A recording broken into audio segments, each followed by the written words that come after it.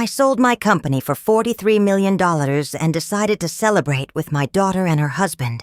I booked a table at the best restaurant in town. While they went to dance a slow dance, a security guard came up to me and said, "I saw him pour something into your juice." So I got up and left. 20 minutes later, if you're watching this video, tell me where you're from or what time it is for you. If I fail today, I'll lose the clean exit I've earned, and maybe my life before I ever get to use it, I told her while I stirred the ice in her glass. Cosmopolitan, vodka, cranberry, lime. The kind of drink a younger woman mistakes for sophistication. "I'm selling Thornton Beauty," I said, and the marble bar in my living room took the news without complaint. Jennifer looked at the glass as if the answer might be inside it. "You can't be serious, Mom." Her voice was sharp enough to cut glass. I set the shaker down, slid the Cosmopolitan across. I kept water for myself. I've learned what late nights do to a woman who's been around as long as I have. "Paperwork's underway," I said. "A clean sale, no debt, no mess." Michael pretended to be taking notes on a little pad. He always pretended to be taking notes and smiled without his eyes. "You've built a legacy, Barbara. Maybe think on it." The honey was there and the steel under it. He'd worn that tone to my table often enough. "I've thought on it for 3 years," I said. "It's time." Jennifer paced, hands cutting the room like she was carving a path out of the decision. "What about my position, my future?" She wanted to say ours. She always wanted to say our. "You'll have severance, momentum, and time," I said. "You're smart enough to stand on your own 2 feet if you decide to use them." She took a sip to buy herself a moment. The ice knocked the glass like a small bell. "This is the family business." I kept my face calm the way I did through product failures and hostile quarters. "Darling, it's the business I built to support a family." "That's different." Michael's pen moved faster. He never wrote this quickly when we discussed formulations. I reached for the folder on the bar and tapped the top sheet, more for myself than them. Numbers lined up the way they do when a life's work finally says you did it. "The offer is straightforward," I said. "The buyer knows what she's doing." "Who?" Jennifer asked. "Kane Cosmetics." I didn't say how quickly their due diligence was going, or how much it impressed me to see my work looked at cleanly, professionally, without the flattery that wastes everyone's time. I've never cared for flattery.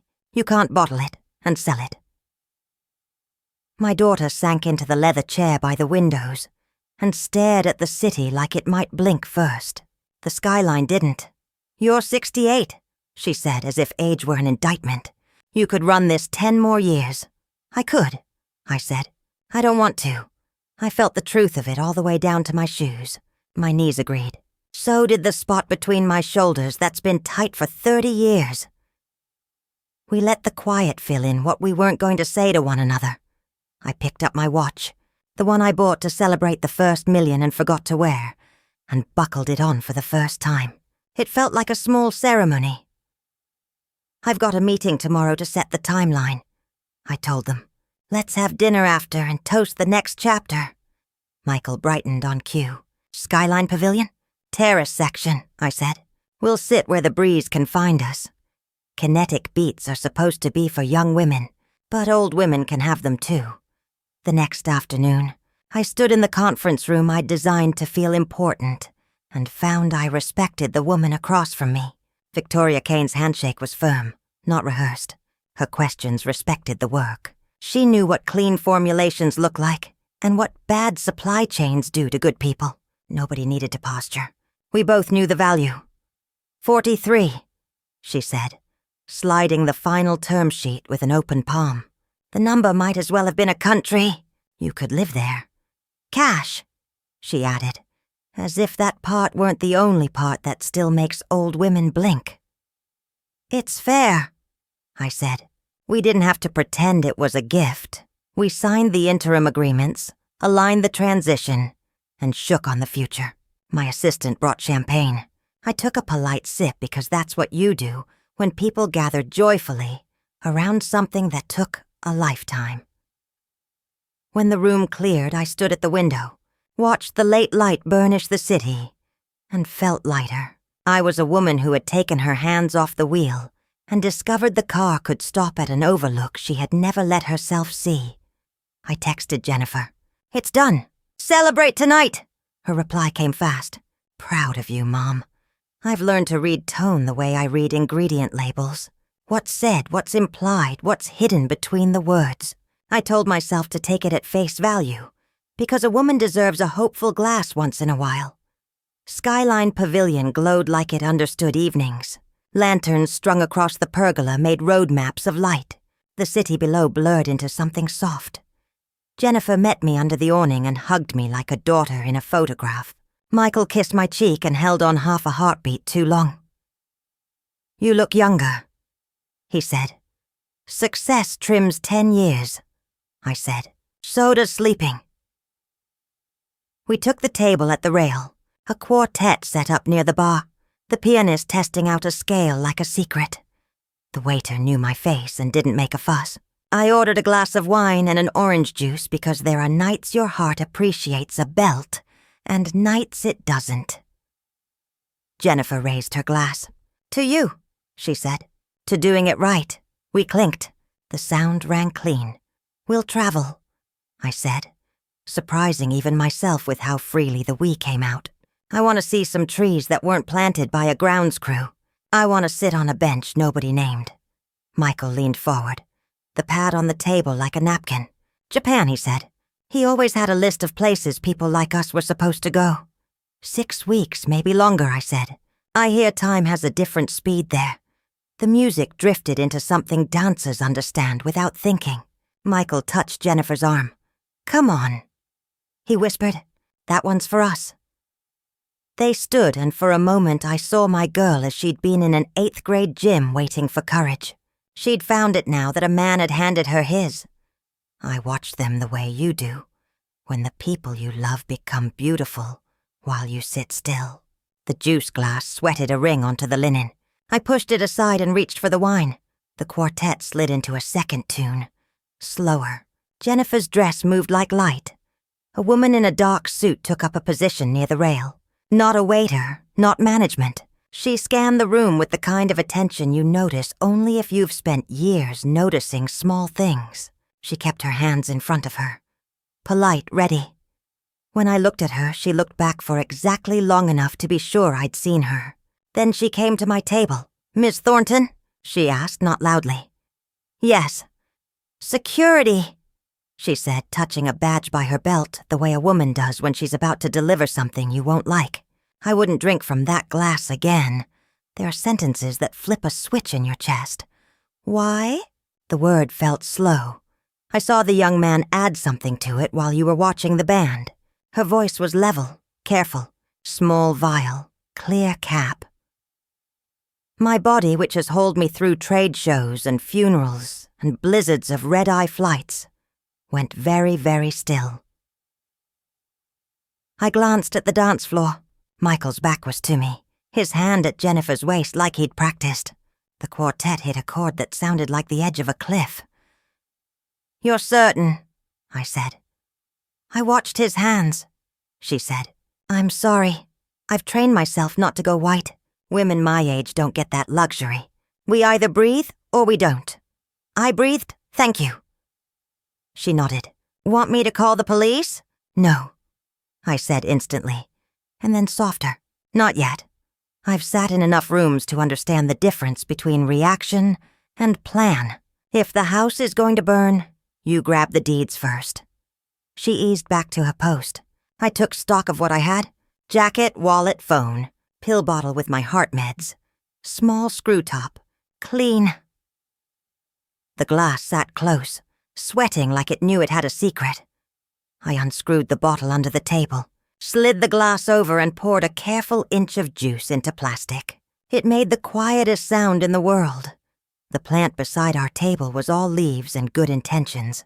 I watered it with the rest of the juice casually, one-handed like a woman fussing with something to keep from fidgeting. The linen soaked, then the soil. Nobody watches an old woman fuss. By the time Jennifer and Michael reached the table, the pill bottle was back in my inside pocket and the glass was empty. We should do this more often, Michael said, pulling out Jennifer's chair.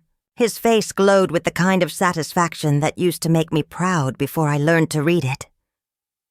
Beautiful, I said. You two looked good out there. My voice sounded like mine. That felt like a small miracle. Where'd your juice go? He asked. His eyebrows barely moved. I saw the flicker anyway. Finished it while you danced, I said. Old women get thirsty watching beautiful things. We ate just enough to keep the evening from tipping over into ceremony. Michael offered dessert. Another time, I said, getting to my feet and setting cash on the tray. Long day. I kissed his cheek and hugged my daughter. The world tilted right there in my arms. I held on a fraction too long, and then let go. I love you both, I said, because a woman should not leave a room like this without putting that down where it can't be argued with later. Mom, Jennifer began. Stay, I said. Finish the wine. Dance another one. I put a hand on the rail as if to steady myself, then walked out under the string lights like any woman after any dinner. Miss Hayes met me near the entry. You handled that well, she said quietly. You kept me alive, I said. If you ever need a reference, you have one. Do you want someone to walk you out? I'll be fine. I took the stairs because my legs needed to do something. The night air had cooled into that clean place between seasons where a woman can think. I crossed the avenue with more care than I had yesterday. I don't know if the city was louder or if I could finally hear it. I called the concierge from the sidewalk. It's Thornton in 24A, I said. Please remove my daughter from the access list immediately. If she or her husband arrive, call me first and call building security. No one gets a fob. No exceptions. Yes, Miss Thornton, he said. He didn't ask why. Men in his job learned quickly not to. Back upstairs, I used every lock on my door and felt each one seat. I emptied my refrigerator of anything already opened, tossed the bottles with a grim little efficiency I seemed to have been saving for exactly this night. I set the pill bottle on my desk under the lamp and stared at it. Vitamin C with something else. The light made it look harmless. Poison often does. I poured 2 fingers of scotch and let it sit while I breathed. The drink and I watched each other. From my windows, the park lay dark and honest. Funny how quickly a woman stops naming a city. It becomes a shape again, a map of lights and shadow. Once you learn the names in your house might not be the names for what they truly are. The phone buzzed. Jennifer. I answered because not answering would have given away more than I wanted to give. Where'd you go? She asked.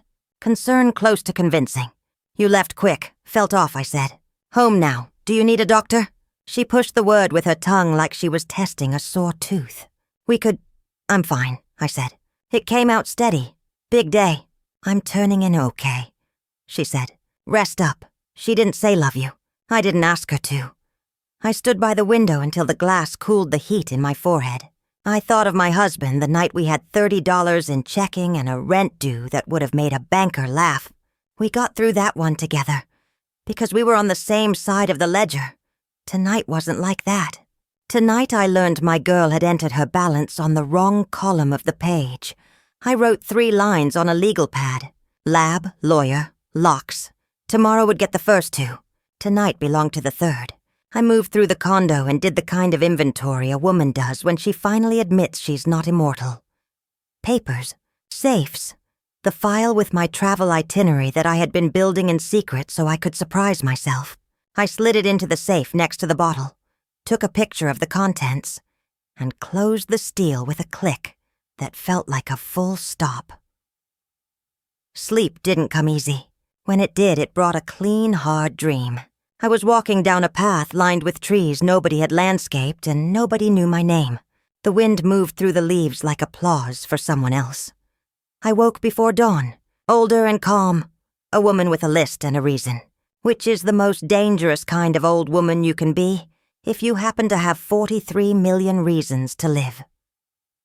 Before the sun cleared the roof lines, I called a private lab and an attorney I trust more than my mirrors. After the calls, I leaned my forehead to the cool window. Down in the street, A delivery truck idled, and a woman in a red jacket hopped out and hoisted a stack of crates like she had all the time in the world. She probably does, I thought. I still do too. I just see how quickly that can be taken if you let someone else pour your drinks. I dressed in the suit that fits me best and slid the watch onto my wrist. Today would be work again. But a clean kind, not the kind that steals your family dinners, the kind that saves your life and your name. I pocketed the little plastic bottle and felt its weight against my ribs. It felt like a verdict I hadn't yet rendered.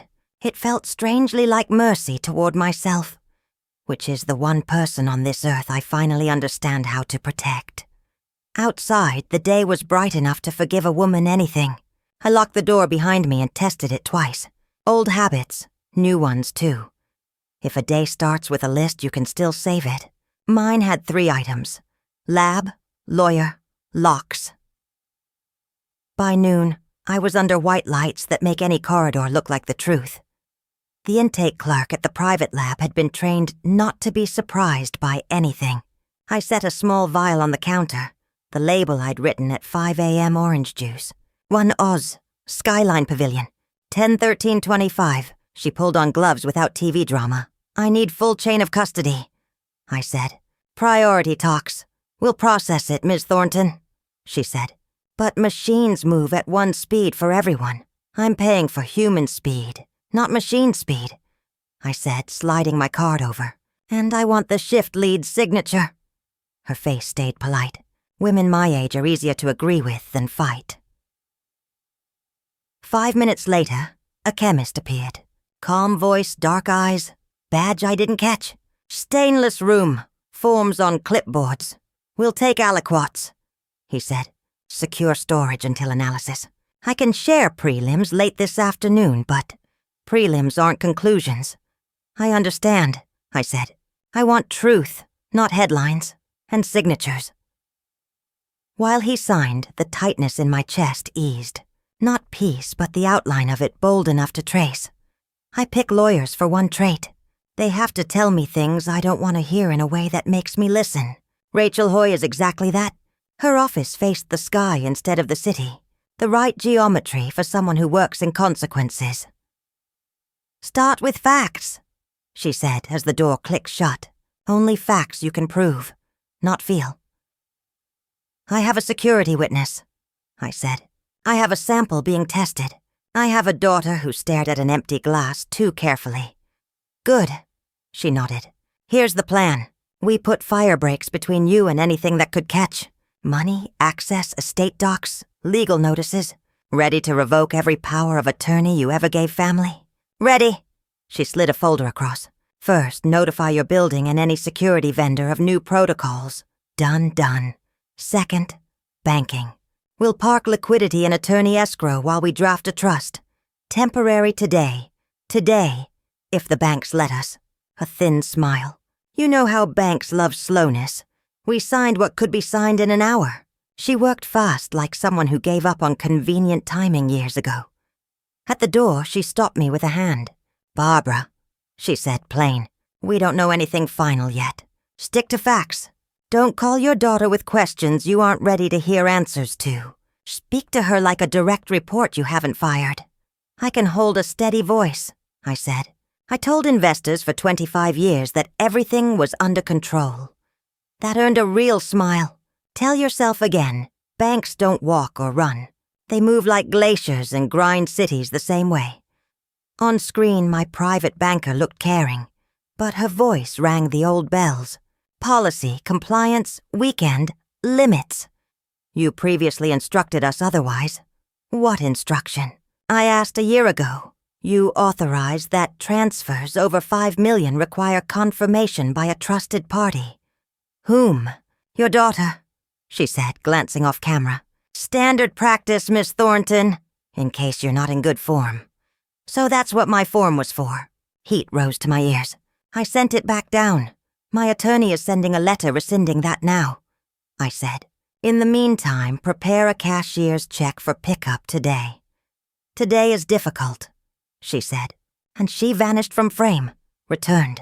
We received a profile change request at 7:30 a.m. from your apartment's IP. I froze it, but the system already notified the trusted party. Good that you froze it, I said. Bad that you notified. Prep the check. When the call ended, Rachel's office quiet was thick as leather. She was already dictating phrases from a fire manual. Immediately, revoke, confirm in writing. We'll have a few hours, she said. Maybe less. You pick up the check. No unnecessary electronic footprints. Agreed. One more thing. I want a safe deposit box for the vial. I'm reserving 2, she said. Different branches. The branch smelled like cold coffee and old promises. The manager held the check like it might bite. I looked at the amount. Big numbers don't impress me when they're on the right side of the dash. But this one looked like a tool you could cut a door with. Sign here and here, she said. Your counsel's notice arrived. We've waived the extra confirmation this time. Going forward, only after your profile is updated. It will be updated today, I said.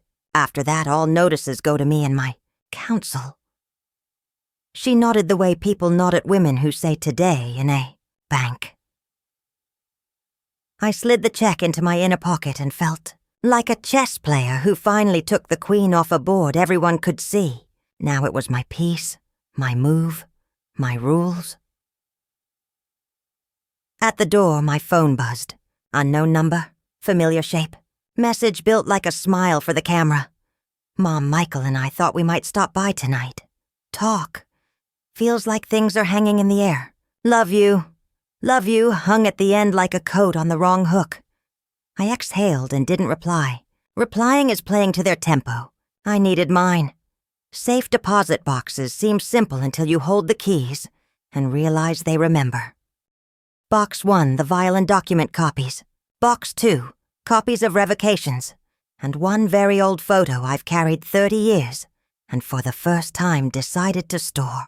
Not shame strategy. I'm learning what people betray first. It's rarely money. Escort to your car, Miss Thornton? The guard asked as I left. No, I said. I'm old. Not helpless. Outside, the wind had the right temperature. You normally only notice at a cabin, not in a city. Rachel's driver rolled up, a modest gray sedan. The car you move thinkers in, not sinners. The lab called, Rachel said on speaker as I got in. Prelims in 20 minutes. Go. The chemist's voice was straight as a ruler. We detected a short-acting benzodiazepine. He began. Combined with alcohol, strong sedative, and he paused. The car got quieter. Trace warfarin, a blood thinner, I said yes. In combination with possible cardiac meds. Risky. We aren't drawing conclusions. Full report tonight. But this doesn't look like a prank. I understand, I said. Thank you for the clean read. When the line died, Rachel gripped the wheel like it was someone's throat. This isn't accidental, Barbara, she said. We don't say maybe anymore. Good, I nodded. Next step is notifying the buyer. She needs to know I'm alive and sober. I'll draft it. You go home and remove anything that could become weapons. And the check, hand it to me. Escrow will be open by 5. The envelope felt heavier passing to her than it had at the branch. Home met me with scents I hadn't named in decades. Thin shadows of coffee, dust, books, and that other thing found in places where people haven't cried in a long time.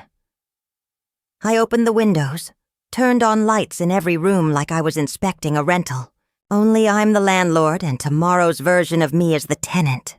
I washed and tossed every open bottle. Took out the trash with the efficiency you usually reserve for guilt. Then I wrote a smaller list. Lock change today. Cameras today.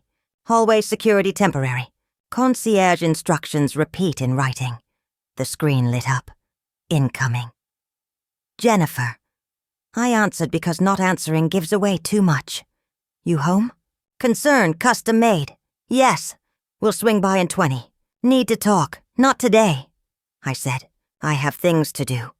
What things, Mom? After a day like this, she smiled with her voice. We're worried, don't be. I held a beat. If you want to talk tomorrow at Rachel's office, she's coordinating. 2 seconds of silence on her end cost more than most speeches. You need a lawyer to talk to your own mother? She asked, something real finally seeping in. I need order, I said. Tomorrow at 11. If you don't come, I'll assume you don't need to. I marked meeting possible storm in my calendar and closed the laptop as carefully as a piano lid. The lab's full report arrived that evening. Dry, my favorite seasoning. Warfarin confirmed. Benzo confirmed. Concentrations a prosecutor wouldn't laugh at. Chain of custody immaculate. More signatures than one of my product release sheets. I put copies in both boxes. A third in the safe. The vial went into box 1 beside a flash drive with restaurant camera footage, courtesy of Ms. Hayes after a short conversation and a long look. At 5, Rachel confirmed escrow funded. We both felt the burning bridge at our backs shorten. Now for the legal fire breaks, she said. POA revocations are out. Bank notices too. Private security will watch your haul through the week. One more. Don't sleep at home. You're afraid for me. I work in probabilities, she said. Today I don't like them. I looked around my living room. No extra objects, no extra people, and still the feeling the walls were listening. Fine, I said. I've got an address not even my itinerary knows, in case I ever wanted to disappear from good people. Turns out sometimes you need it for not so good. The hotel I used in long-ago conference years has what I like. Nameless respect. Key under a name only I remember. Room without smart tricks. Window to the quiet side. I set down a suitcase that hadn't existed this morning and finally let myself sit on the bed's edge. Phone buzz. Unknown. If you want to keep your family, stop doing stupid things.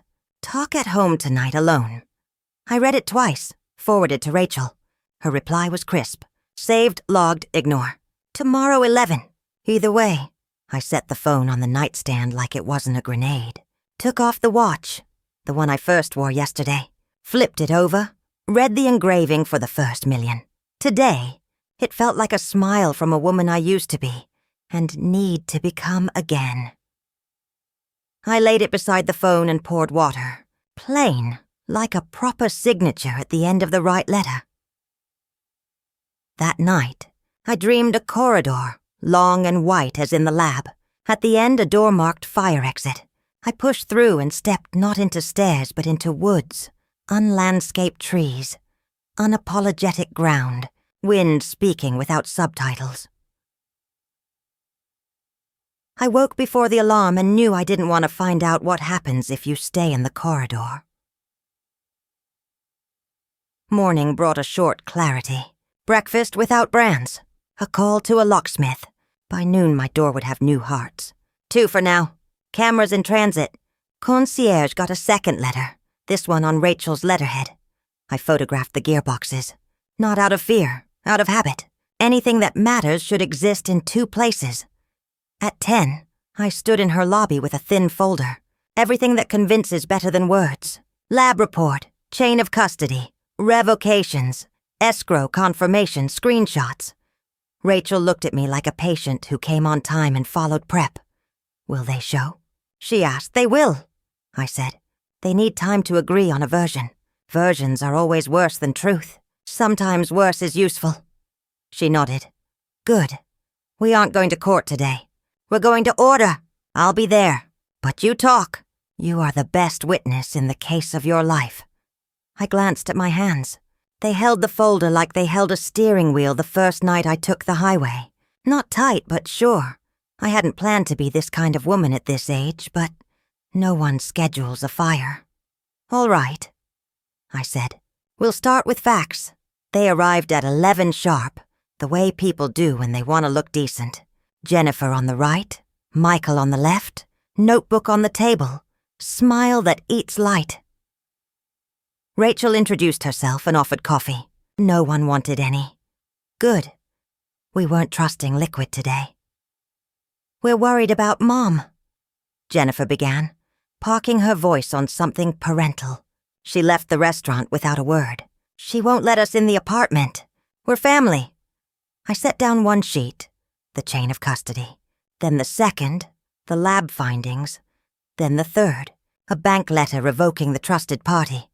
Last night, someone added something to my drink, I said evenly. There's a witness. There's video. There's analysis. There's also a collision with my meds that doesn't happen by chance.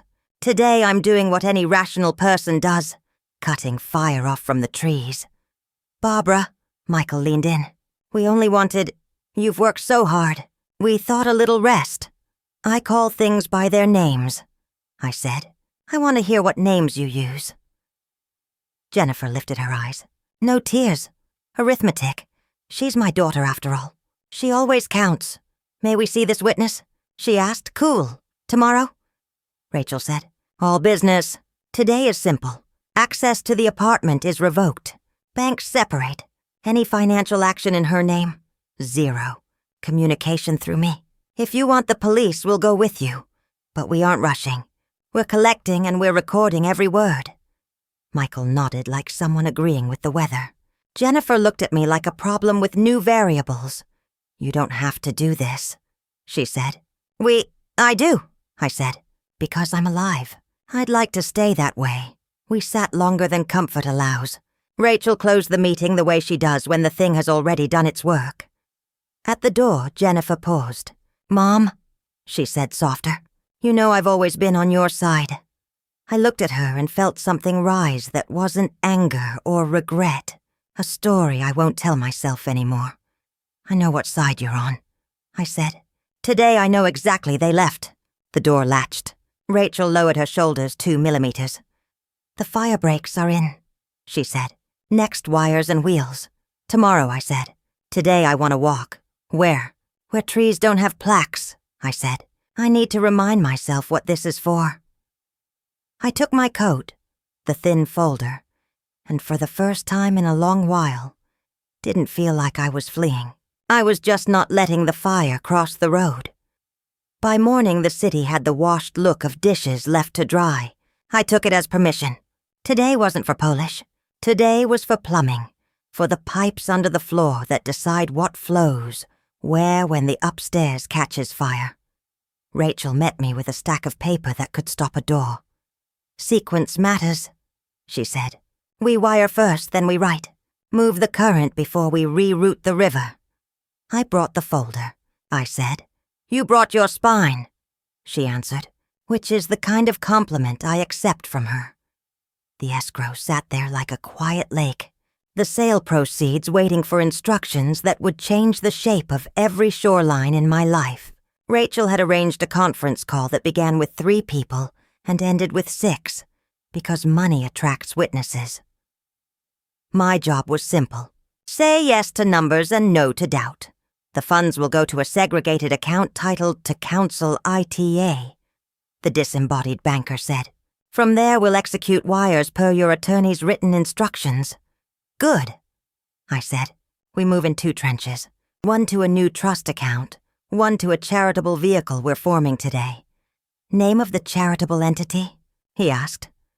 The Astor Foundation, I said, and watched Rachel's eyes lift.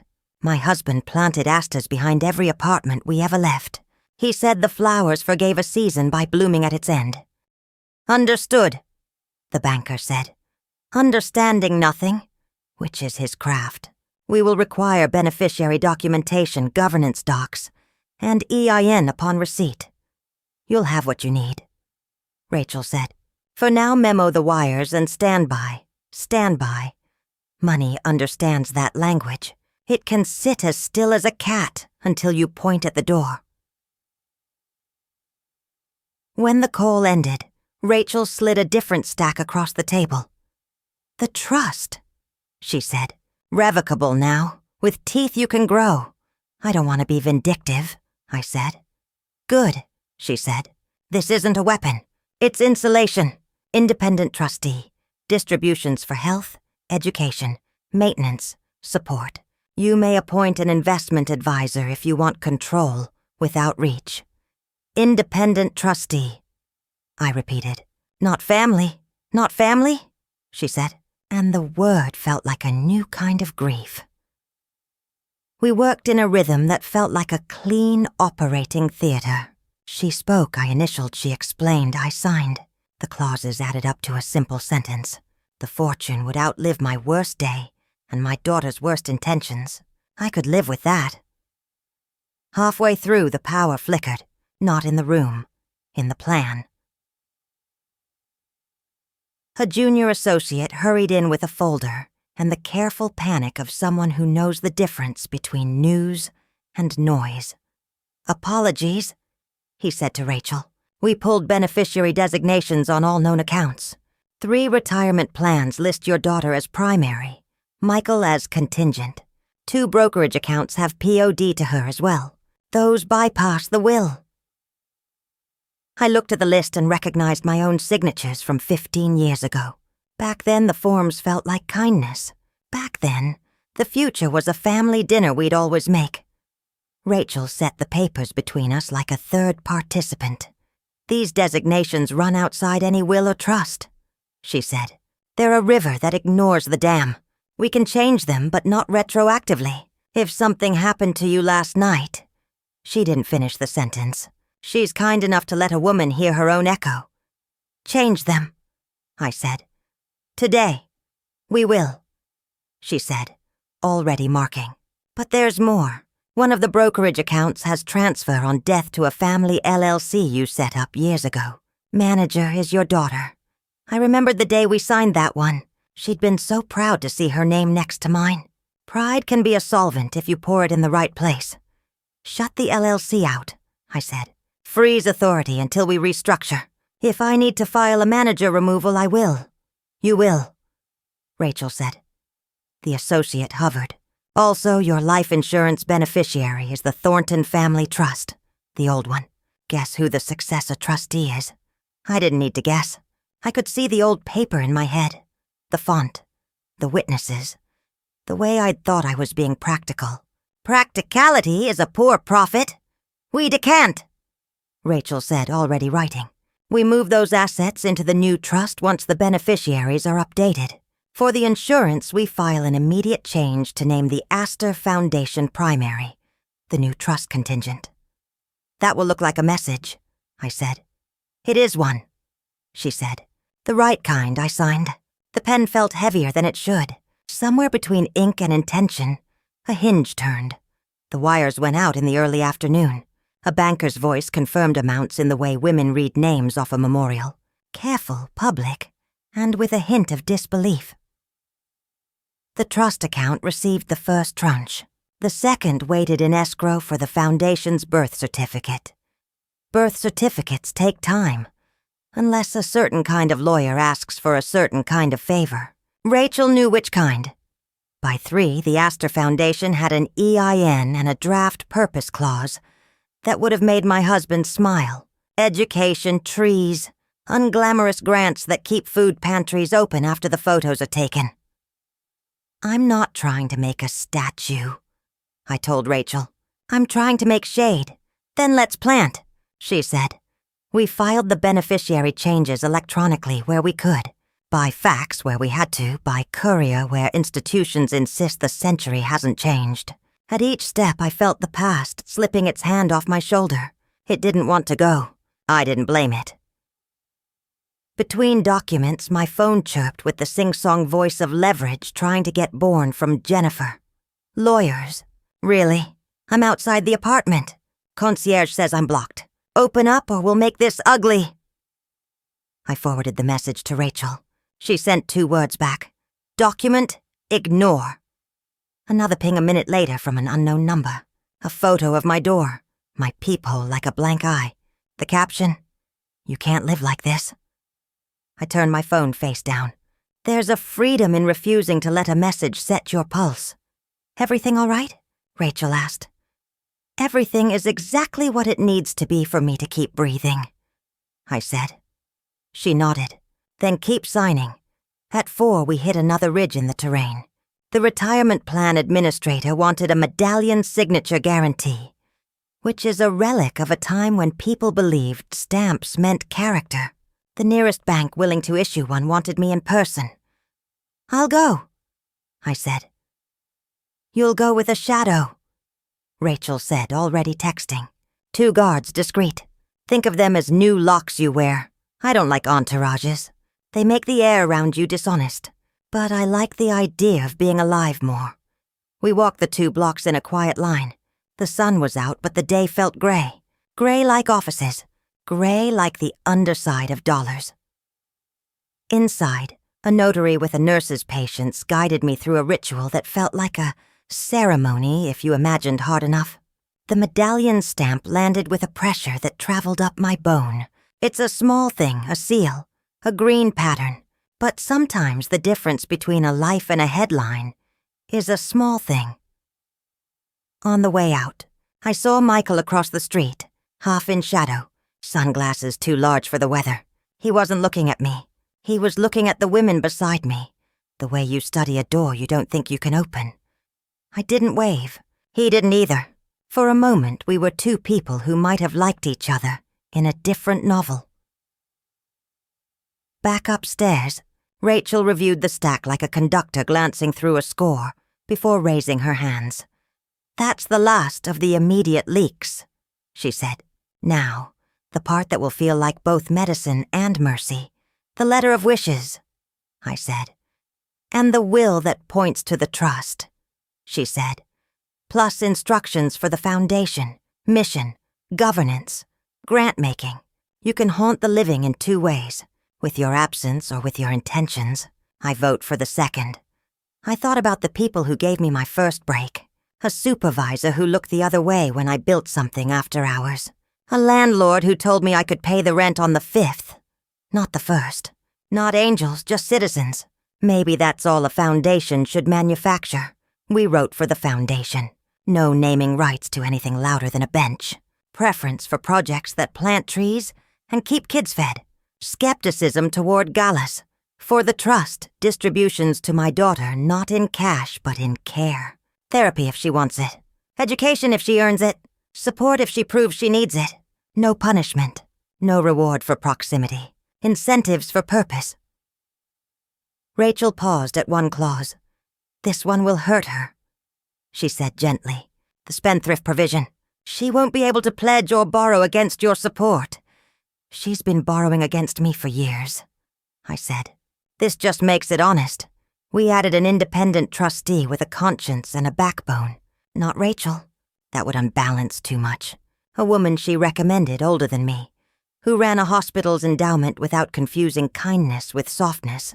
I liked her on paper. "Will you tell her about the foundation?" Rachel asked. "Yes," I said. "And about the bench with no plaque?" She smiled.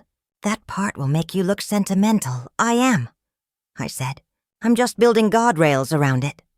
By early evening, the Asta Foundation had a bank account and a modest sum sitting in it that would have been immodest on any other day. The rest waited behind signatures and stamps and the slow choreography of institutions. That was fine. I didn't need everything today. I just needed direction. Victoria called, not to interfere, but to check the human temperature. "How are you holding up, Barbara?" "I've had easier weeks," I said, "but the company is on course. This is personal. I assumed as much when your counsel reached out," she said. "Take whatever time you need. We'll adapt the transition plan to your availability. My team can handle more of the load. There's a kind of grace in a woman who can say, 'We'll handle more,' without implying you failed." "Thank you," I said. "I admired your formulations before I admired your company," she said. "Clean. You can read a life in that." After we rang off, I watched the light leave the sky. The city didn't notice me, which is a kind of love I understand. Rachel gathered the last documents for the day and tapped them into alignment, an oddly satisfying sound. "We've done enough for a first cut," she said. "Tomorrow we finish the beneficiary updates and file the new will. Tonight you sleep somewhere with a name only, you know." "I will," I said. "One more thing before I go." She raised an eyebrow. "I want a letter to my daughter," I said. "Not an explanation, a map, something she can read later if she chooses to be a different woman. "Draft it," she said, "and bring it tomorrow. We'll lodge it with the trust. It's not legally binding, but hearts don't read statutes." I nodded. The room had the close, warm feel of a theater after the audience leaves. Work done. Dust suspended. Breath still in the walls. I walked instead of riding because I needed to feel my feet make a case to the pavement. 2 blocks became 10. The night found its clarity. I thought of the first time my husband and I bought a tree together. A thin little thing from a sidewalk vendor. Roots wrapped in fabric. Leaves dusty with the city. We carried it like a secret up 3 flights. And into a borrowed pot. It lived longer than that lease did. Back at the anonymous hotel, I wrote by hand. The letter didn't try to make a villain. It didn't appoint a hero. It said what happened in crisp nouns and what I decided in clean verbs. It admitted to the places where pride made me lazy. It named the foundation the trust, and a bench without a plaque. It ended with a sentence I hadn't expected. "You can still build something with me, just not out of me." I sealed it and wrote her name on the front. Not daughter, her name. Names are for adults, not roles. I slept early and badly and woke before dawn with the taste of ink and the sound of stamps still in my hands. Somewhere a machine moved money 'cause I'd asked it to. Somewhere else paper moved because I'd asked it to stop. I lay there and counted my breaths the way you count the seconds after lightning until the thunder tells you how far away the storm is. The storm had moved out a little. Not gone, farther. Sometimes that's victory. Before the sun showed its edge, I called the number on the foundation paperwork and listened to a recording that listed office hours and a cheerful promise to return calls. I left a message anyway. "This is Barbara Thornton," I said. "I'm calling about a beginning." I hung up and stared at the ceiling. If you tilt your head just right, you can see a sky in stippled plaster. If you listen just right, you can hear trees where there are none. Tomorrow there would be more signatures and more small dignities to earn. Tomorrow I would hand Rachel the letter and a list of grants I wanted to test. A food pantry I passed every week. A little program that puts laptops in hands that can turn them into ladders. A group that plants actual trees along an unfashionable strip of road nobody photographs. Tomorrow, I might see my daughter's face again and fail or succeed at saying what I needed to say without adding sugar. Tonight I had a trust with teeth, a foundation with a name that meant something only to 3 people, one of whom was no longer alive, and wires humming under the floor that would keep the upstairs from flooding my life. It wasn't peace, but it was plumbing, and for the first time in a long time, when I turned the handle, something clean came out. I returned to Skyline Pavilion just before sunset, the hour when a city forgives itself for the day. Ms. Hayes spotted me at the host stand, the way women in her trade spot trouble before it learns its name. "Back so soon, Ms. Thornton?" "Back on purpose," I said. "Same table by the rail if it's free. And thank you again." She nodded once, not letting the gratitude land too heavily. "We've kept the footage on a drive," she said. "Chain of custody paperwork ready if you need it. I may need only your eyes and your name," I said. "But it's good to know the rest exists." She placed me by the rail. Lanterns were maps again. The quartet tuned in soft question marks. I drank water. I set 2 envelopes on the linen, heavy with paper and decision. A and BI don't enjoy theater, but sometimes truth needs a stage to keep everyone honest. At 7:02, Jennifer and Michael arrived as if they'd been practicing punctuality in a mirror. She wore a contrite expression with sharp edges. He wore a smile that promised to fix what it had quietly broken. "Mom," she said, leaning in for a hug she didn't commit to. We appreciate the invite. It's a meeting," I said. "Sit." They sat. Michael placed a small notebook by his water, pen ready to make history behave. "I wanted a place where nobody could accuse anyone of raising their voice," I said. "This room seems to prefer chords to shouting." Michael found a laugh that didn't wake the tableware. We all want the same thing, Barbara. That's the first disagreement of the evening, I said. The waiter arrived, grateful for any conversation that can be solved with menus. I ordered food simple enough to be unpoisonable by design. They ordered wine. I didn't.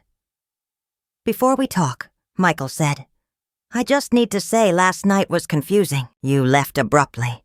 You've been stressed. We were worried about your heart. Jennifer put a few drops of a sleep aid in your juice. Over the counter. Clumsy, yes, but we meant well. He had rehearsed it. The words made a soft landing, the way a lie learns to tuck its knees. I set a thin folder on the table parallel to the grain. The lab found a short-acting benzodiazepine. I said, and warfarin. I don't keep either in my home. I don't put either in my body on purpose. Warfarin plus my meds isn't a sleep aid. It's a bet. Jennifer's jaw worked once like a machine that wants to start but can't find the switch. Who talks about warfarin at dinner? She said, smiling toward Charm and landing short. You read something online, Mom. And now, not online. I said. A report, chain of custody, signatures. It would survive a courtroom. It will definitely survive a restaurant. She stared at the folder but didn't touch it. Michael reached a finger toward it as if it were a thermostat he might adjust.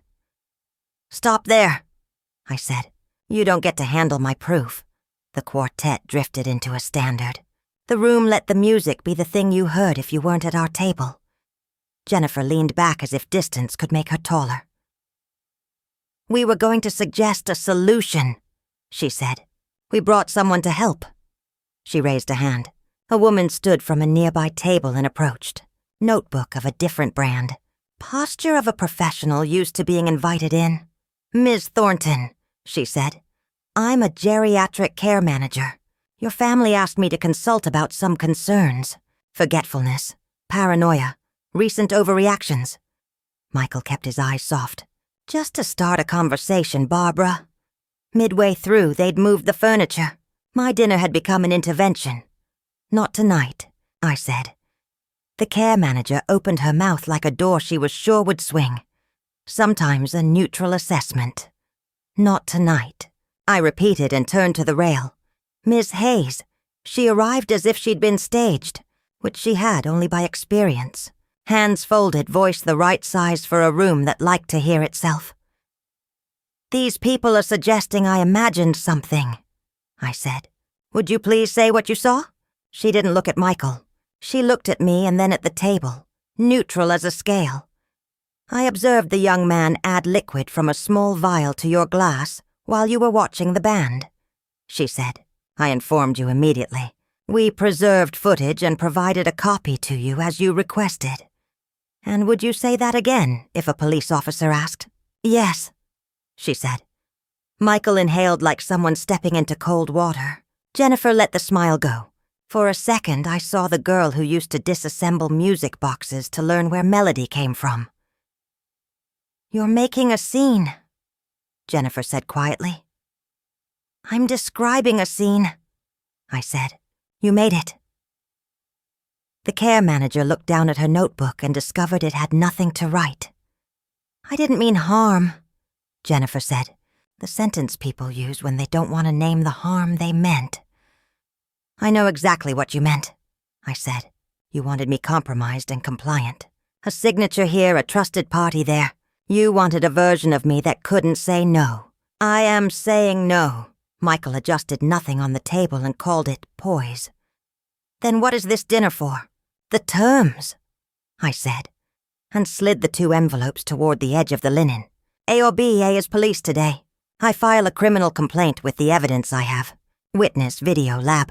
You hire a lawyer and explain the difference between a prank and a felony. The music in the room found a minor chord and held it politely. And B? Jennifer asked, throat tight. B is boundaries, I said. You accept in writing the structure already in motion. You acknowledge the revocations and the locks. You agree to no direct asks for money ever. You acknowledge that distributions, if any, come through an independent trustee under criteria you don't control. That's punishment, Michael said. It's governance, I said. If you choose B, we add one condition. Therapy for both of you, not the kind that writes prescriptions for other people. You pick the practitioner from a list my counsel approves. You show up for a year. Jennifer tried to laugh and failed. A year with homework? You like homework? I said. You've been giving me the same assignment for a decade.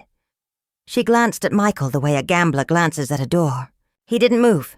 The care manager had done the math and was already returning to her table. Dignity intact, invoice assured. And what do we get? Michael asked. You get time, I said. You get not being in a court record for now. You get a letter I wrote you, Jennifer. Not an apology, not a sermon. A map if you want one. I tapped envelope B. It's inside.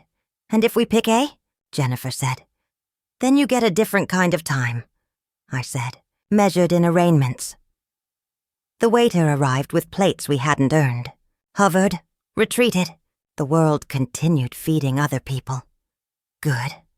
Jennifer took the A envelope, weighed it, set it down like a hand grenade she wanted to be seen, not dropping. She picked up B and felt its weight like a woman surprised by paper. Want to see the video? She said. Last stand. You will, I said. In a room with my attorney present tomorrow morning at 9. And if we don't come? Michael asked. Then my counsel delivers envelope A to the right desk at 10. I said. I'll be at the park. She almost smiled. Which park? The one without plaques, I said. Midway through the room, the quartet took a turn that sounded like light finding a wall. The restaurant did not care who I was. That helped. Jennifer exhaled like she'd been saving air. You're really doing this? I already did it, I said. Tonight is me telling you. She looked at Ms. Hayes, who had not left, because women like her don't leave when the story they witnessed is still being told. You could have come to me, Jennifer said to her. Sudden heat misdirected. You didn't have to embarrass us. I came to the person whose glass was on the table, Ms. Hayes said. That was my job, you see? Michael said to me softly, pivoting to remorse like a dancer who wants credit for stopping. We've both handled this badly. Incorrect, I said. You handled it. I survived it. I took a small bite of food because it was there, and because a woman shouldn't let decisions taste only of metal. I'll give you until 8 to decide which envelope you're taking, I said, checking my watch. After that, whatever's left on the table goes to my lawyer. Eat if you're hungry. I'm paid up. Jennifer folded her hands as if for prayer and found nothing to say. Michael studied me the way you study a door you can't open and blame for being there.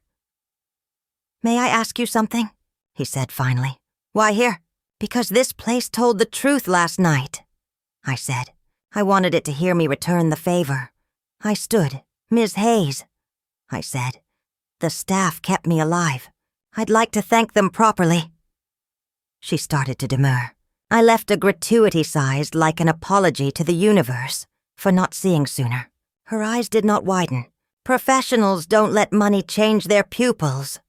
Ma'am, she said instead. If you ever need a reference, you have mine. I know, I said. I looked at my daughter. She looked older than yesterday, which is a sentence that shouldn't be true for either of us. You can still build something with me, I said. Just not out of me. It landed between us exactly as I wrote it the night before. True and insufficient. Like most good lines, I left them with the music and the envelopes, and the decision that always belongs to the younger person in the room. Outside, the air was the right temperature for distance. I walked 3 blocks without naming a single building, and felt the quiet do what it does when you stop feeding it fear. At the corner, my phone buzzed. A message from Rachel, standing by. Do you need me there? I texted back. No, they have the terms. A second later. Proud of the plumbing. That made me smile. I cut through a small square where the city had planted trees too close together, and then forgot them. A happy mistake. Leaves made a roof for strangers. No plaques. Just shade. I sat on a bench without a name and let the day walk past like a parade that didn't need me.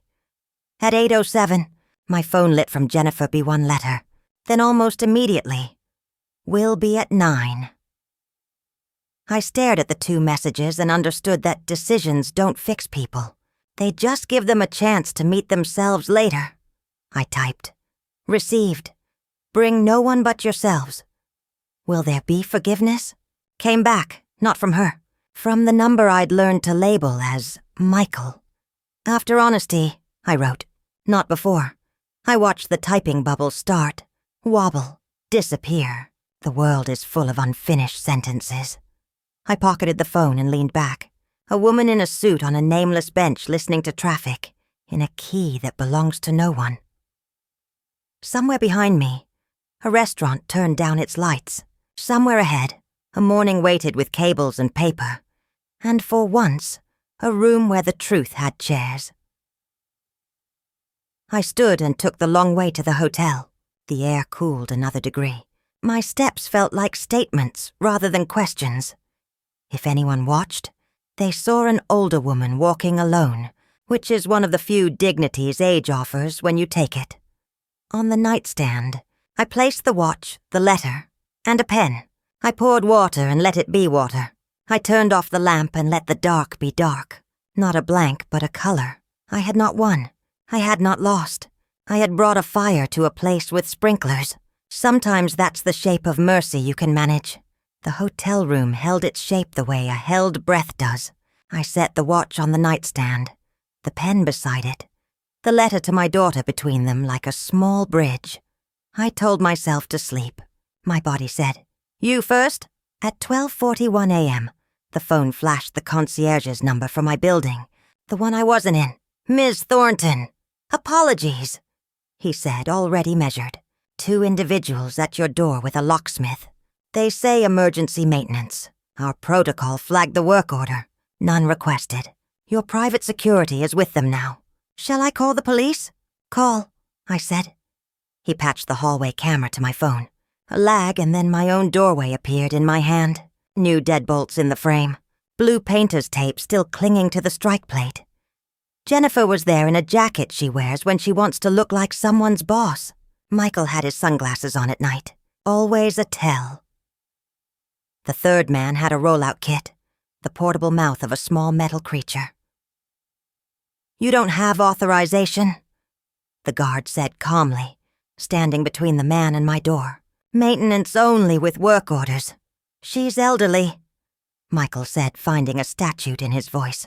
"We're worried. I'm employed by the elderly in question," the guard said. Jennifer glanced up at the eye of the camera and then away. Old habit for her. Never look where the power is. The locksmith put his hands up a fraction. A man who knows which side of a door pays him. He began to pack slowly for dignity. Michael whispered something sharp. Jennifer didn't answer. When building security asked them to leave, Jennifer managed a stiff courtesy. Michael pulled the elevator button like it owed him money. "Thank you," I told the concierge. "We'll sweep the floor." "Ma'am," he said. "That won't change the wind," I said. He didn't ask me to explain. I lay down and watched the ceiling try to be a sky. Across town, the locks I'd bought did their small important job without adjectives. I should have felt safer. Instead, I felt old, which is not the same thing. At 1:27, a text from a number claiming to be no one. "If you insist on making this ugly, we'll petition for guardianship. You're not well. Paperwork is easy. Judges are tired. Choose peace." It's interesting the words people choose when they want to take your life away. Politely. Peace is one of them. Security is another. I forwarded the text to Rachel with the time and the number. Her reply came faster than sleep. Logged. "Keep your phone on. You're not alone." At 2:03, a second message. This time from a messenger service with an attachment labeled Incident Report PDF. I opened it.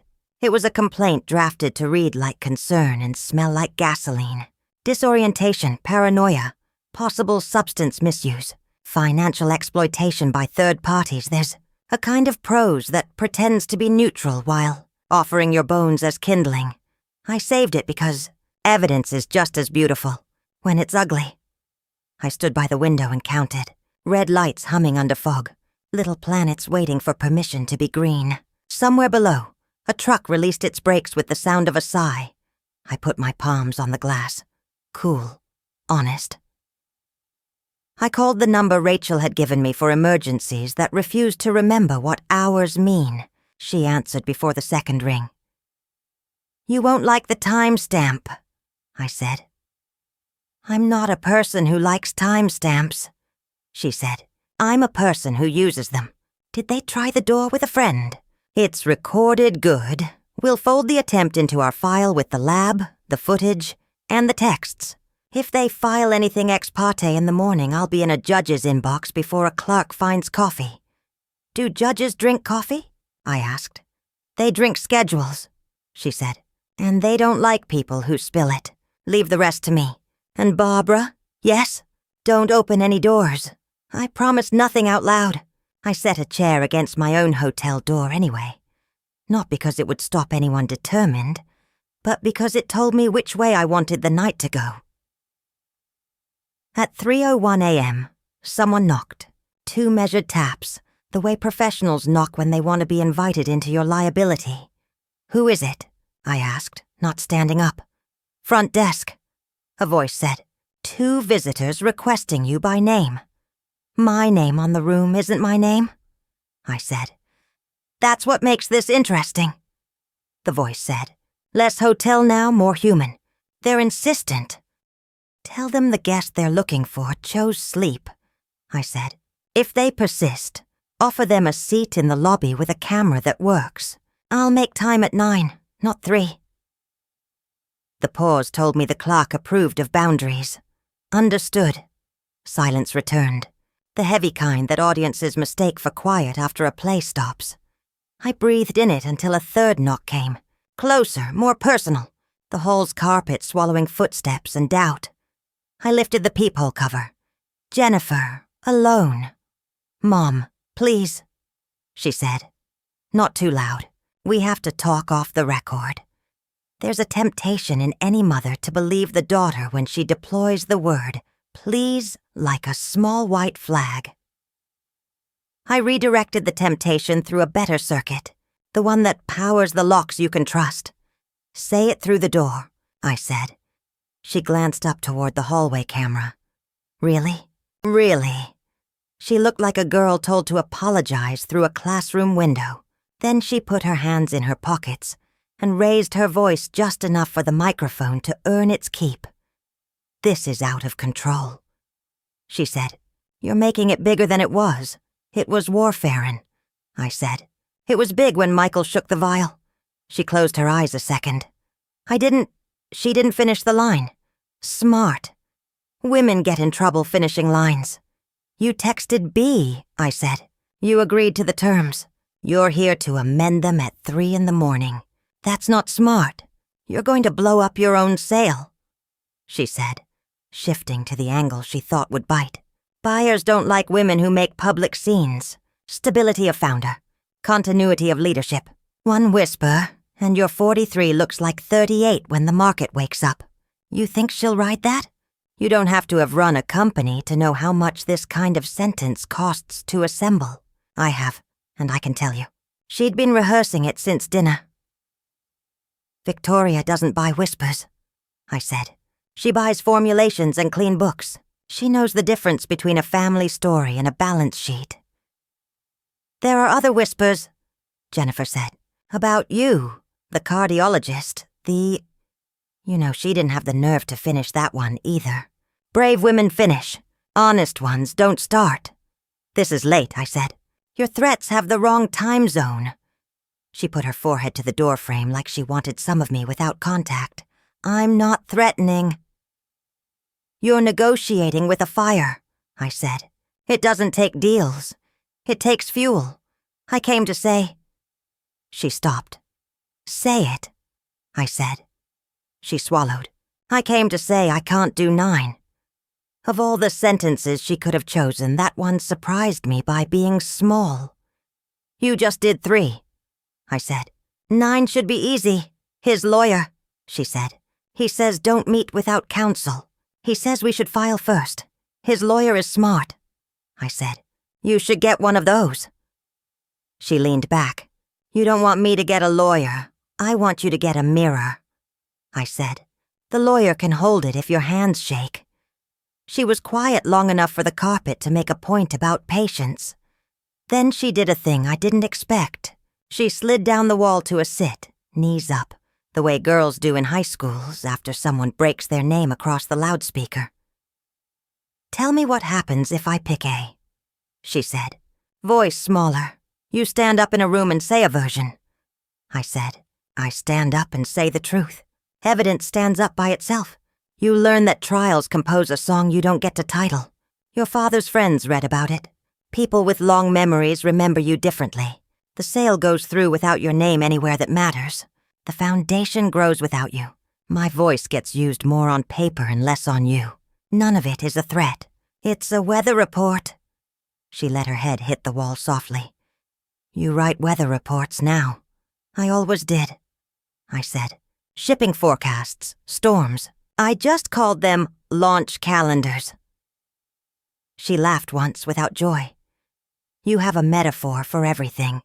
I have a life for everything. I said, the metaphors come later. She looked at the camera again. The lens looked back. Professional. For a moment, she just breathed. And if you strip the titles from our faces, we were 2 women on different sides of a door agreeing on oxygen. Mom, she said, I'm sorry. She meant that sentence precisely as far as she could throw it. People underestimate the distance of their own words. I gave her the dignity of taking it exactly that far. I heard you, I said. She stood. If we come at 9, she said, will you not call the police? You already came at 3, I said. That counted as one of your mistakes for today. You have fewer left. Michael's footsteps echoed at the end of the hall. He came around the corner faster than Grace travels. When he saw her on her feet, he slowed into poise. When he saw the camera, he added sincerity like a garnish. Barbara, he called softly. Jennifer, we should go. We should, I said through the door. He came closer than a man with good sense should. You look tired, he said to the wood. You look like you practiced this, I said. Go home, we can fix this, he said. And for the first time all night, his voice decided to mean it. We pick B, we do the therapy. We sign the paper. You show up, I said. You show up not as people who want a different mother, as people who want a different self. You won't like it. You'll be sore where a better life grows. You'll want to quit. You'll decide not to. That's being you, Jennifer asked. I put my phone down when you text at midnight, I said. I don't answer my door at 3. I stopped mistaking my hope for your character. That's my B. For a while, we lived in a still photograph. The 3 of us and a door and a camera and a hallway light that hummed like an old idea. Then the elevator arrived with a soft bell that sounded like a chance. Michael touched Jennifer's sleeve. She didn't pull away. Small mercies count if you haven't had any all week. She looked at the peephole once more, like a girl checks under a bed she knows is empty, and then she nodded. 9, she said. We'll come at 9, and you'll leave now, I said. He half saluted the lens without conviction. They walked toward the elevator, the kind of couple you could misread in a hotel at 3 a.m. Beautiful, tired, not yet honest. The doors closed on their reflections, and for once the hall stayed quiet after a decision left it. I eased the chair back from the door and sat in it, the way you sit after you've been the most adult person in a building. My phone buzzed. Rachel again? Status? I typed back. Tried the door. Left. 9 is on it. Her reply came. Copy. The police report is drafted and time-stamped. Your choice to file, not mine. I stared at the words, your choice, and felt the weight shift in the room from threat to responsibility, which is just a threat you can respect. I put on shoes and walked to the ice machine. Not because I needed ice, but because moving my knees is half of staying alive. A woman in a robe nodded at me as if we were both members of a quiet club. We are. Back in the room, I opened the letter I'd written and added a line. The line I hadn't earned until a door at 3. If you want forgiveness, bring a fact. I sealed it again and wrote her name again so the ink would remember. At 4:15, the city began to make its morning noises, the ones construction crews know by heart. I lay down and finally slept. The kind of sleep you get after making a choice without a witness. It didn't last long. It didn't need to. At 6:42, I woke to a soft knock. Housekeeping, doing a job at a kind hour. The day was already brighter than women my age like to admit. I shaved my legs slowly because speed breeds blood. I tied the scarf I wear to meetings where no one is allowed to lie. I sent Victoria a short message. Meeting at 9, unrelated to transition. All good on our side. Her reply landed with the steadiness of a woman who measures twice. Take your time. We're ready. I checked the camera feed at my apartment. An empty hallway, dignified. The new locks looked like they trusted themselves. I looked like a woman who could try that too. Before leaving, I built one last small structure. A folder on my desktop labeled IF. In it, a copy of the lab report, a scan of Ms. Hayes' statement, the hallway video, the 3 texts, a note in my hand about 9 p.m. and 2 envelopes, and a simple letter that said, if anything happens to me, deliver this to the right desk and to the buyer. I shared the folder with Rachel and with a name at Kane Cosmetics that wasn't Victoria's, so nobody could call it drama. Call it plumbing again. A different kind. Water knows where to go when the pipes are honest. I picked up the watch and buckled it on the way. A woman buckles on time when she wants it to behave. I took the letter. I locked the hotel room door and tugged just to feel the click as news. In the elevator, I was alone with the mirror and didn't look away. The lobby smelled like coffee that had learned patience. Outside, traffic negotiated itself without judges, which is more than most families manage. I walked to Rachel's office the long way. A breeze had found the space between 2 buildings and decided to live there a moment. On a small, unfashionable street, a crew in orange vests planted a young tree into dirt. A developer hadn't gotten around to naming. One woman patted the soil with her boot like she was telling the ground a story. Good morning, she said to nobody and everyone. It is, I said, and helped with the corner of the burlap without making a lecture of it. By the time I reached the lobby, my legs had made a case to my heart that today would be a day women could do without shame. The guard at the desk nodded, the way guards nod to women who slept. 9 o'clock? The receptionist asked. 9, I said. They're already here, she said, and tilted her head toward a pair of chairs where 2 people sat close together, holding the air between them like a fragile plate. Neither wore sunglasses. Both looked like they might pick up the right pen if you handed it to them. I smiled at them the way I used to smile at a team before the last set of tests. We can still ship something clean today. It won't fix the past. It will make the next version better. Rachel opened the door to the conference room. Ready? She asked. Ready? I said. The night had failed to change my mind. That's what I wanted from it. 9 a.m. looks different when you've already lived a day in the dark. Rachel's conference room had the clean light of a place that prefers paper to drama. 2 chairs on one side, 2 on the other, a monitor at the end of the table, a carafe of water no one would touch. Good morning, Rachel said. She makes morning sound like a boundary, not a greeting. Jennifer nodded.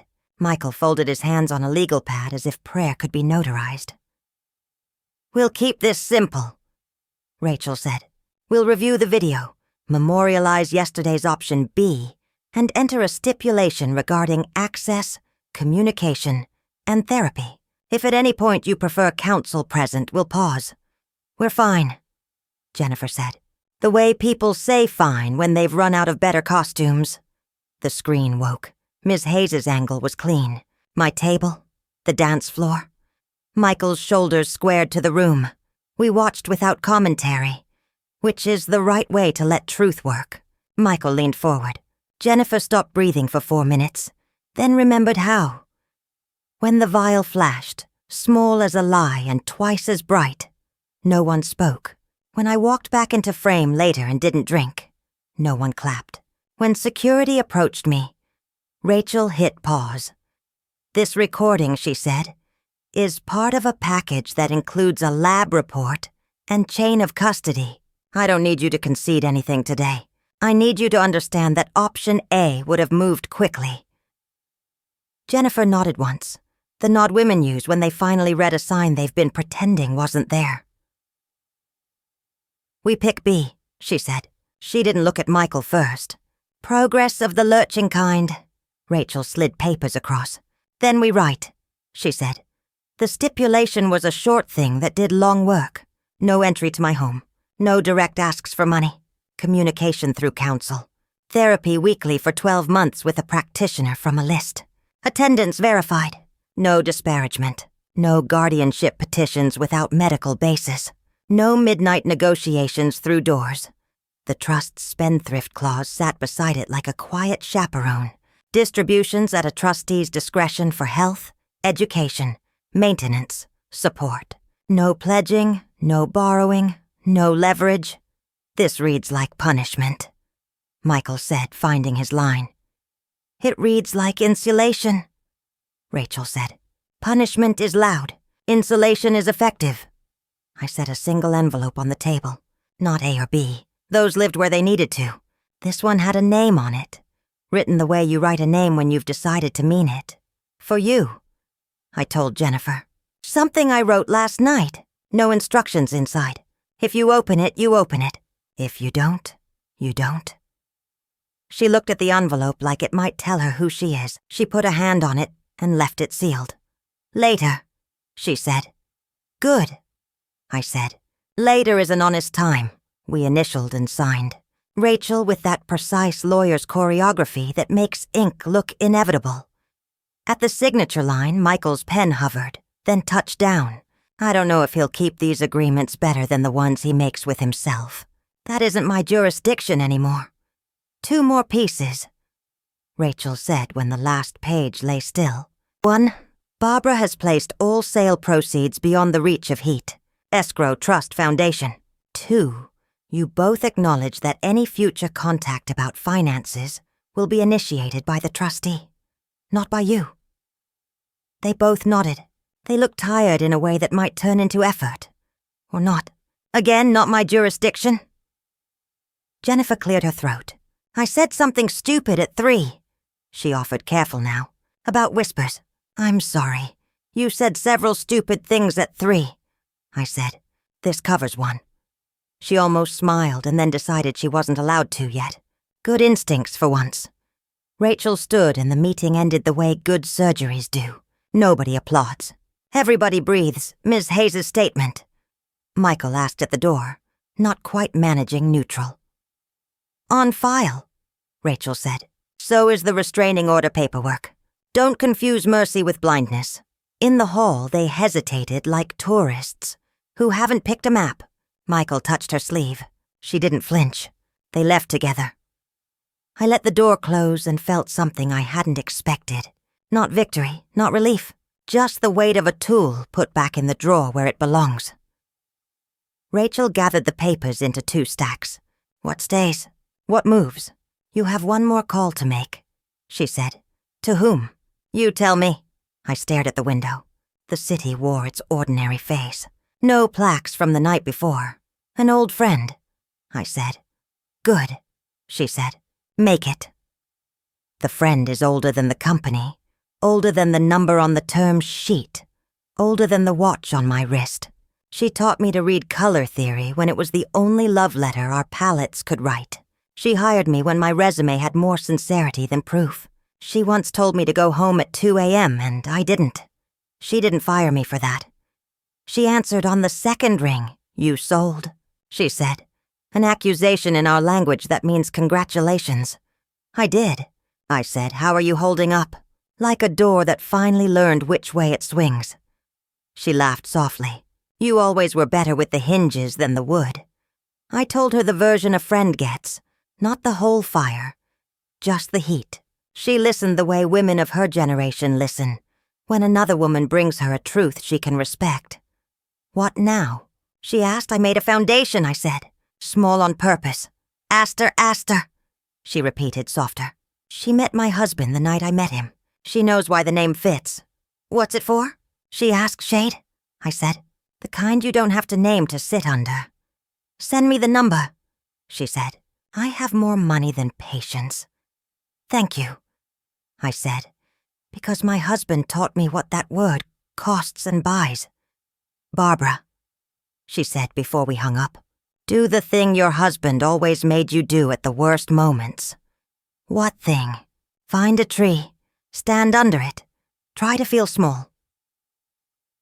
I looked at the clock. 10:30. Time enough to obey. I walked northwest without naming streets. The city obliges women who want to arrive somewhere the map doesn't advertise. A strip where maintenance is a suggestion. A patch where a grounds crew ran out of budget. A corner where the wind belongs more to itself. There I found a row of young oaks in soil still new enough to smell like intent. I stood under one, tried to feel small, succeeded. Grief arrived like good weather, unpredictable and right, not the kind that knocks you over, the kind that makes a promise you're finally ready to keep. I remembered my husband in a cheap jacket on a cold morning, pointing at a vacant lot and saying, "This could be anything, if nobody tries to own it too hard." I remembered a photo of him next to a pot of asters on a sill we never kept for long. I remembered the letterhead we never designed, because we preferred corners where names didn't matter. A bench nearby had no plaque. I sat. The air did that ordinary miracle where it enters your body and leaves you alive. My phone buzzed once. A message from Victoria Transition Plan updated. We've padded your side by 2 weeks. Family first. Code is patient. There's a grace to a woman who trusts your life more than your legend. Thank you, I wrote back, and it meant both things. A second buzz, a text from an unknown number that wasn't unknown at all, once you read the tone. Therapy 3 p.m. Wednesdays works. Do we tell you? I typed. You show up. Your counselor will confirm attendance to the trustee. That's all. After a minute, okay. Jay, then the envelope. She put it unopened on her desk. She says later. Later is honest. I almost typed. But I didn't need to repeat myself. I sat with the quiet until it stopped trying to prove anything. A pair of kids practiced soccer with a half-flat ball, which is better training than a perfect one. A woman walked a dog who had no interest in her route. A city worker checked a trash can and moved on. Civilization looks like that when you squint. People doing necessary things they won't be thanked for. I took out my notebook, the old analog kind that pretends to be immortal, and wrote 3 grants on a page. The pantry with the line around the block. The after-school program with laptops that become ladders. The crew that plants trees in unfashionable places where benches don't get plaques. Under that I wrote, no galas. If a check requires a tuxedo, we wrote it wrong. I let the page dry. I let the day stay what it was. Not a victory lap, not a eulogy, a morning after. By early afternoon, I was back in Rachel's office signing a last formal thing, the will that doesn't try to be poetry. She slid it into a folder and handed me a copy of the Foundation's EIN on paper that pretends to be important. You have board seats to fill, she said. I suggest people who prefer verbs to adjectives. I have 2 in mind, I said. 1 living, 1 gone. She didn't ask. Good lawyers know where silence belongs. Rest, she said at the door. That's not a legal instruction. It's professional advice. I'll try, I said. I hear trying counts now. It always did, she said. You just had other measures. Outside, the world had the audacity to keep happening. A bus is always late for someone. A light is always about to change. I walked the longer way back to the anonymous hotel and checked out by handing a key to a clerk who didn't need to know my name to wish me well. At home, the new locks took their job again, clean and firm. The apartment smelled like paper that found its purpose. I put the watch in the dish by the door and didn't feel superstitious about the sound it made. I set my phone face down on the counter and didn't feel hunted by its silence. I poured water and let it be water. I opened a window and let the air make its case. I stood where the light hit the floor in a perfect rectangle and didn't move out of it until the rectangle changed shape. Some afternoons that passes for wisdom. In the evening, an email arrived from the Foundation's inbox. We had one now, a small mailbox in a small system, confirming the account and inviting a first meeting next week. I replied with the 3 grants and a note. We're not building a statue, we're planting shade. Before bed, I took the letter's carbon copy from my desk and read the last line again, the one I wrote because 3 a.m. had earned it. If you want forgiveness, bring a fact. I don't know when she'll open her copy. I only know that future women exist who will need present women to have written something down. I turned off lights in rooms I wasn't using, the way you do when you realize your life has more square footage than you need. I stood by the window and watched the city forget me, which is the best part of any city if you let it be. Somewhere a quartet tuned in a restaurant that told the truth last night. Somewhere a security captain ended a shift knowing she'd done her job. Somewhere a check cleared. Somewhere a tree survived a day without a plaque. I went to bed with the kind of tired that doesn't ask for permission. In the dark, my husband's voice arrived the way it used to, when I would overcomplicate the easy parts. Call it done, Barbara, he would say, and then go do the next right small thing, so I did. I called it done. Not the love, not the damage, not the work that remains, but this part. Then I set an alarm for a reasonable hour because tomorrow I would take a train to a town with more trees than stories and sit on a bench without a name and think about a foundation that will fund shade for people who don't know my name and never should. It isn't redemption. That's a word for songs. It's something quieter. A life that fits in the morning.